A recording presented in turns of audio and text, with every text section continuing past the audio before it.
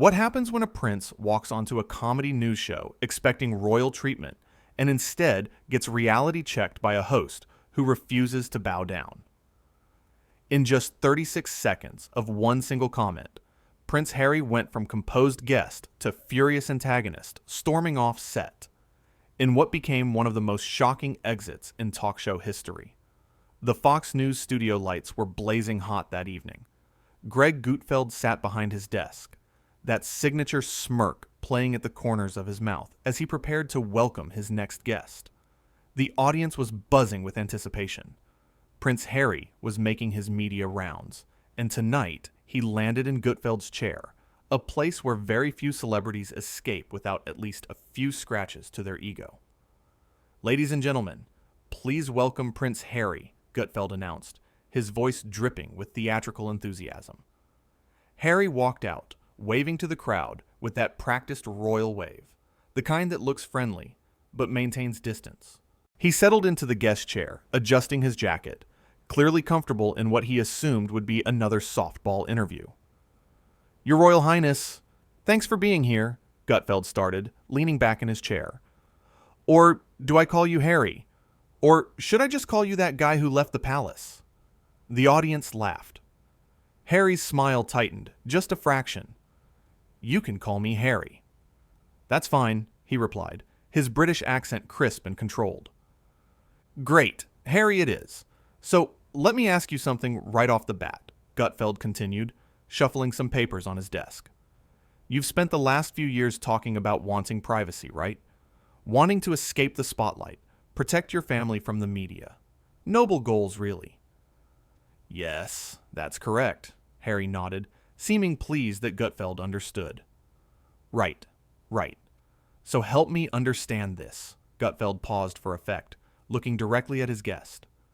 "If you want privacy so badly, why are you on your 5th interview this month? Why are you here, on my show, right now, talking to millions of people?" The audience erupted in applause and laughter. Harry's jaw clenched slightly. "Well, Greg, there's a difference between controlled media appearances, where I can share my truth, and being hounded by paparazzi," Harry said, his tone taking on a lecturing quality. "Your truth," Gutfeld repeated, nodding slowly. "Interesting phrase. Is that different from the truth? Like, is your truth the one where everyone else is wrong and you're the victim?" "I never said I was a victim," Harry shot back, leaning forward slightly. "You didn't have to say it, buddy. It's kind of your whole brand at this point," Gutfeld replied, maintaining his casual demeanor. "But hey, let's move on. Let's talk about your book." "I'd be happy to," Harry said, visibly trying to regain his composure. "You wrote about some pretty personal family stuff. Your brother, your father, private conversations. Some people might call that airing, dirty laundry. What do you call it?" "I call it finally having the freedom to tell my side of things," Harry responded, his voice rising slightly. "For years, I stayed silent while lies were told about me and my wife." "Uh-huh. And now you're fighting those lies by telling different stories? Stories that make you look good and everyone else look bad?" Gutfeld asked, raising an eyebrow. "That's not what I'm doing," Harry insisted, color rising in his cheeks. "No? Because from where I'm sitting, it kind of looks like you left the most privileged position in the world, moved to California, and then spent every waking moment complaining about how hard your life was. Do you know how that looks to regular people?" The audience cheered. Harry's hands gripped the armrests of his chair. "You don't understand the pressure, the constant scrutiny," Harry began. "Oh, I don't understand pressure," Gutfeld interrupted, his voice still light but with an edge now. "I do a live show every single night. I face criticism constantly. The difference is, I don't have a palace, a trust fund, and a royal title to fall back on. But please, tell me more about your struggles." "This is exactly the kind of disrespect I was talking about," Harry said, pointing a finger at Gutfeld. "You think because you have a talk show, you can belittle people's experiences?" "I think because I have a talk show, I can ask questions that other people are too polite or too afraid to ask. Someone's got to do it," Gutfeld replied, spreading his hands wide. And honestly, Harry, you make it pretty easy. You're being incredibly rude, Harry stated, his voice sharp. I'm being honest. There's a difference. Look, you came on this show. You knew what kind of show this is. Did you really expect me to just lob you softballs and let you promote your book without any pushback? I expected basic human decency, Harry countered, and I'm giving it to you. I'm treating you like I'd treat any other guest. Who comes on here with a story that doesn't quite add up? You're not special, Harry. That's the whole point of your new life, right? You wanted to be normal? The audience was eating this up, laughing and applauding at every exchange. Harry looked around, seeming to realize that the room was not on his side. You know what your problem is, Greg? Harry asked, his voice taking on a condescending tone. Oh, please enlighten me, Your Highness, Gutfeld said with exaggerated deference. Your problem is that you're so desperate to be clever, so desperate to get a laugh from your audience, that you don't actually care about having a real conversation. You just want to score points. And your problem, Gutfeld shot back, his smile never wavering, is that you're so used to people treating you like royalty that you can't handle it when someone treats you like everyone else. This is a real conversation, Harry. It's just not the conversation you wanted to have. You're twisting everything I say, Harry accused. I'm literally just responding to what you're saying. If it sounds twisted, maybe that's on you. Harry stood up abruptly, and the studio fell silent for a moment. He looked down at Gutfeld, his face flushed with anger. I don't have to sit here and be insulted, he declared. You're right, you don't, Gutfeld agreed, still seated, still calm. But you did agree to come on the show, and nothing I've said has been an insult. I've asked you questions. Tough questions, sure, but questions. If you can't handle that, then maybe you're not ready for the media spotlight you keep putting yourself in. You clearly have an agenda, Harry said, his voice shaking slightly with anger. My agenda is to entertain my audience and have honest conversations. What's your agenda, Harry? Because from where I'm sitting, it looks like you want all the benefits of being famous without any of the accountability that comes with it. You don't know anything about me or my life, Harry snapped. I know what you've told the world in multiple interviews, a documentary series, and a book. That's a lot of information, buddy. You can't put all that out there and then get mad when people actually pay attention to it. Harry looked to someone off camera, perhaps a producer or member of his team. He shook his head in frustration. You know what? This is beneath me, Harry said, his voice dripping with disdain. Beneath you? Gutfeld repeated, finally showing a flash of genuine reaction. There it is, ladies and gentlemen. The real Harry. It's beneath him to be questioned. It's beneath him to be challenged. Because deep down, he still thinks he's better than everyone else. That's not what I meant, Harry protested, but his voice lacked conviction. Sure it is. You can leave the palace, Harry, but you can't leave that attitude behind, can you? You want to be seen as this down-to-earth, relatable guy, but the second someone doesn't treat you with kid gloves, you pull rank. It's beneath you. We're beneath you. I didn't say that, Harry insisted, but he was already reaching for his microphone pack, fumbling with the wire. You didn't have to. Your whole demeanor says it. The way you walked in here, the way you're reacting now. You thought this would be easy. You thought I'd be starstruck or intimidated. Newsflash, I'm not. Harry yanked the microphone off his collar, the sharp sound of the clip coming undone echoing through the studio. This interview is over, he announced, as if he were the one in control. Hey, you're welcome to leave anytime, Gutfeld said, gesturing toward the exit. But just know, walking out right now, that's only proving my point. You can't handle genuine scrutiny. Genuine scrutiny? Harry laughed bitterly. This isn't scrutiny. This is a hit job. You brought me here to make me look bad. I brought you here to ask questions. You're the one making yourself look bad by how you're handling them. Big difference, pal. Harry turned to face Gutfeld fully, his hands balled into fists at his sides. You sit here in your little studio, making jokes, tearing people down, and you think that makes you important? You think that makes you relevant? Harry's voice was getting louder now, his composure completely shattered. I think it makes me honest, Gutfeld replied, his voice steady. Something you might want to try sometime. How dare you, Harry hissed. How dare I what? Ask you direct questions? Challenge your narrative? Welcome to the real world, Harry. This is what happens when you don't have a palace PR team controlling everything. You're a bully, Harry accused, pointing at Gutfeld again. The audience booed, but not at Gutfeld. They were booing Harry. A bully? Gutfeld laughed. Harry, you're a grown man who's worth millions of dollars, who has every privilege imaginable, and you're calling me a bully because I asked you some tough questions on my own show? Do you hear? Yourself? You're impossible, Harry muttered, shaking his head. And you're unbelievable, in the worst way. You know what I think? I think you actually believed your own hype. You believed that everyone would just automatically be on your side because of who you married, because of the story you've been selling.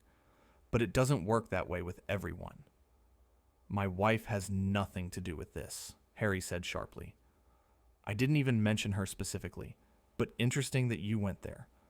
Little defensive, aren't we? Harry's face was now fully red. He looked around the studio, at the cameras, at the audience, and then back at Gutfeld. You're going to regret this, Harry said, his voice low and threatening. The studio went quiet. Gutfeld sat up straighter in his chair. Is that a threat? Did you just threaten me on my own show? Gutfeld asked, his voice incredulous, but also amused. It's a statement of fact, Harry replied coldly. Wow. Okay, so now we've gone from entitled to threatening. This is going great. Please tell me, what exactly am I going to regret? Doing my job? Asking you questions? You have no idea who you're dealing with, Harry said, and there was something almost desperate in his voice now. I'm dealing with a guy who can't handle basic interview questions without having a meltdown. That's who I'm dealing with. And honestly, Harry, it's kind of sad. Sad? Harry repeated. Yeah, sad. You had everything. Literally everything. And you threw it all away because... Why? Because the media was mean to you? Because your family didn't do exactly what you wanted? And now you're here, threatening a talk show host because he won't play along with your victim narrative. It's pathetic. That word seemed to hit Harry like a physical blow. His whole body tensed. You don't get to call me pathetic, he said through gritted teeth. I just did. And you know what makes it even more pathetic? You're proving every single point I've made tonight. You can't handle criticism. You can't handle being treated like a regular person. You expect everyone to bow down to you. And when they don't, you lose it. Harry took a step toward the desk, and for a moment, it seemed like he might actually do something physical. Security personnel appeared at the edges of the stage, ready to intervene if necessary. You want to take a swing at me, Harry? Go ahead. That'll really help your image. Former Prince Assault's talk show host. That'll sell a lot of books, Gutfeld taunted, but there was a slight tension in his voice now. Harry stopped, seeming to catch himself. He took a deep breath, visibly trying to regain control. You're not worth it, he finally said.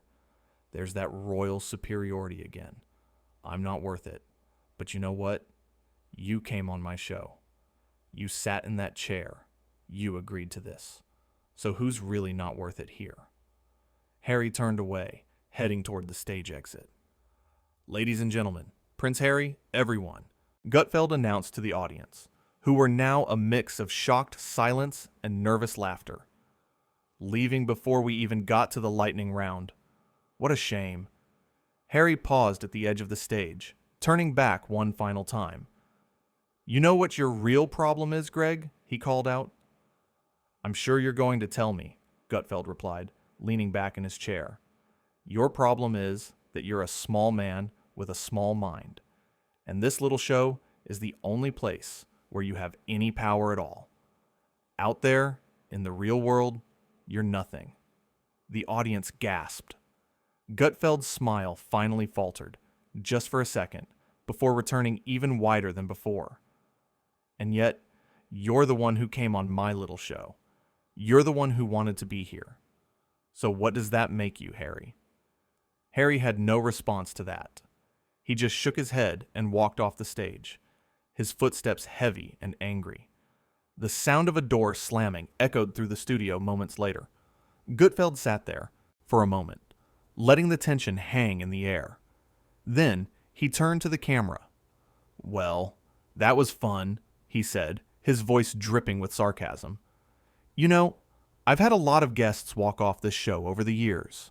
Okay, that's a lie. That's never happened before. But if it had to happen, I'm glad it was with someone who really, truly earned it." He shuffled his papers, composing himself.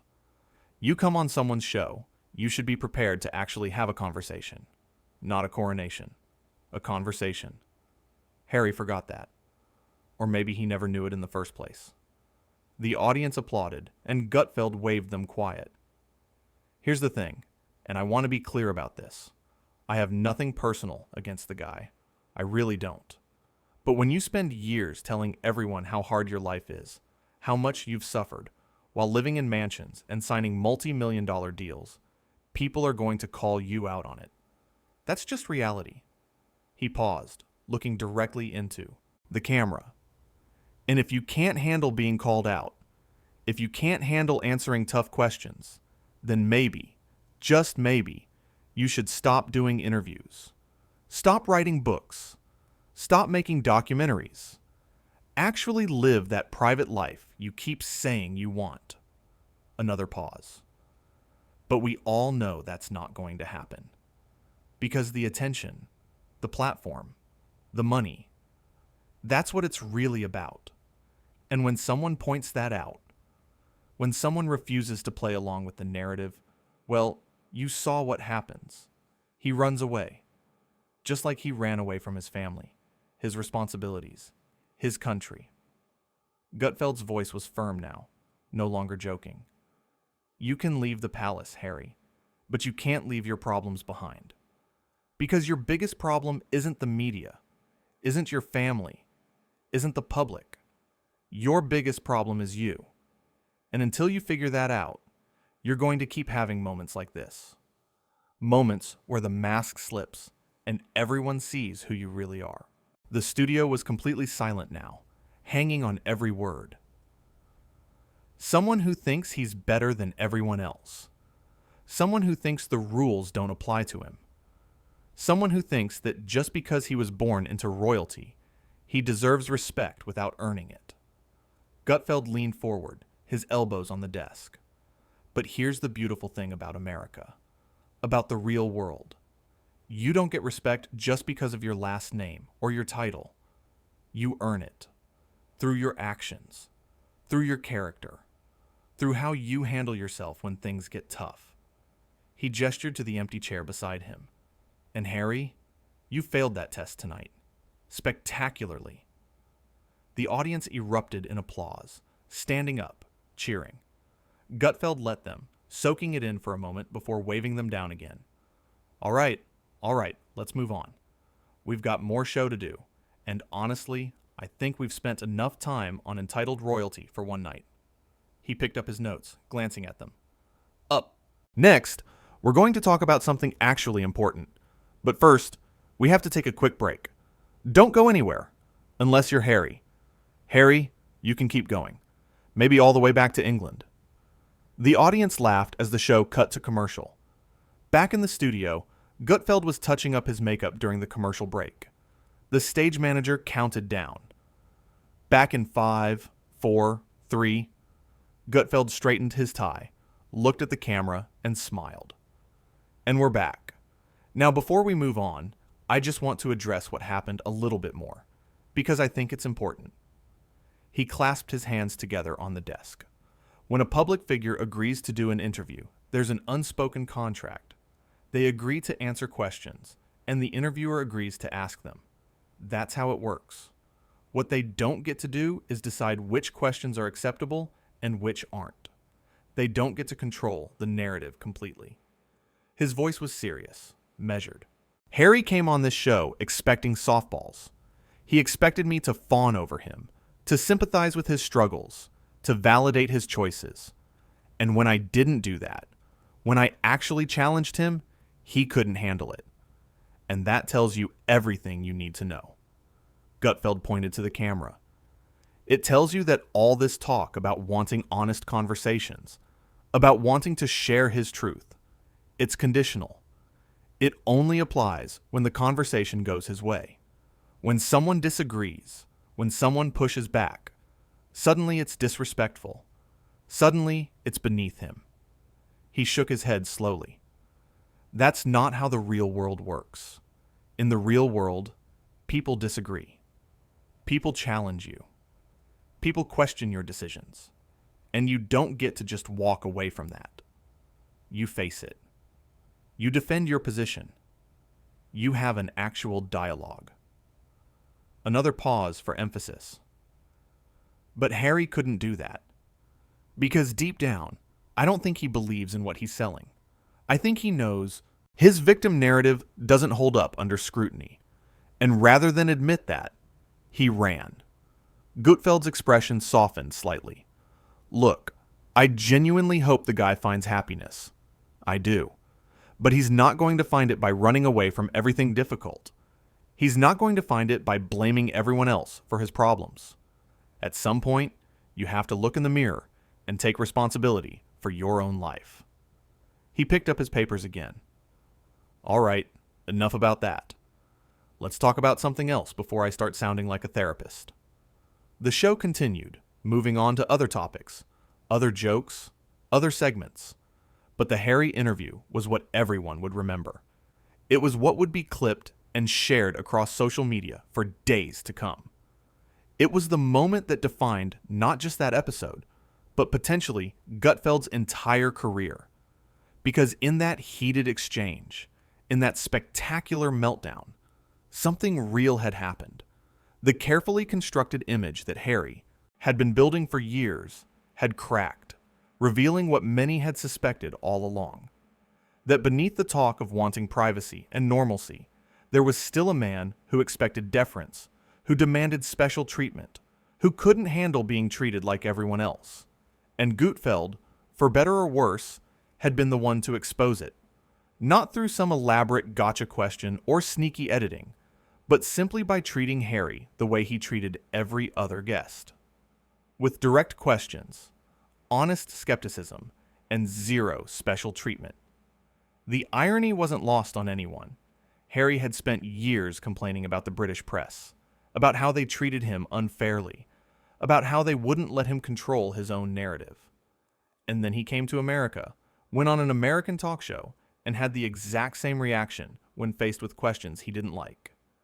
As the show wrapped up, Gutfeld delivered his closing remarks. Thanks for watching tonight, everybody. It's been quite a show. We had a Prince throw a tantrum. We had some laughs. We had some serious moments. Just another night at the office. He grinned at the camera. And to Harry, if you're watching, which I'm sure you're not, I want to say this. The invitation is always open. You can come back anytime. We can have round 2. The audience laughed and cheered. But seriously, folks, tonight showed us something important. It showed us that no matter who you are, no matter what your title is, you're not above being questioned. You're not above being challenged.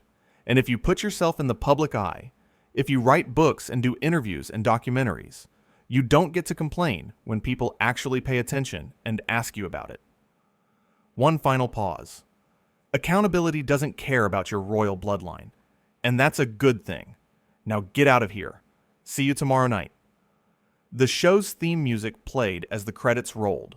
Gutfeld stood up and headed backstage. It had been quite a night.